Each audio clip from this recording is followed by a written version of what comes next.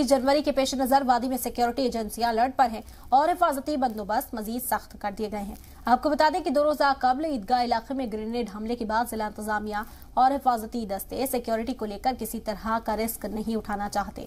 तकरीब के हवाले से सभी इंतजामात को आखिरी शक्ल दी जा चुकी है। तकरीब गाह तक जाने वाले सभी रास्तों पर निगरानी रखी जा रही है। आम लोगों के लिए इस रास्ते को बंद कर दिया गया है। यहां से गुजरने वालों को 3 टायर सिक्योरिटी इंतजामात से होकर गुजरना पड़ेगा। सिक्योरिटी जम्मू कश्मीर कौमी शाहराह के अलावा सभी हसास इलाकों में पेट्रोलिंग बढ़ा दी गई है। देही इलाकों को शहर से जोड़ने वाले रास्तों की निगरानी के लिए रात में भी आर्मी और पुलिस के जवान तैनात किए गए हैं। वाज़ेह हो कि देही इलाकों से ही दहशतगर्द शहर में दाखिल होने की कोशिश करते हैं। जगह जगह नाका लगाकर हर आने जाने वाले पर नजर रखी जा रही है। गाड़ियों की तलाशी के बाद आगे जाने की इजाजत दी जा रही है। कुछ इलाकों में सरप्राइज चेकिंग भी की जा रही है।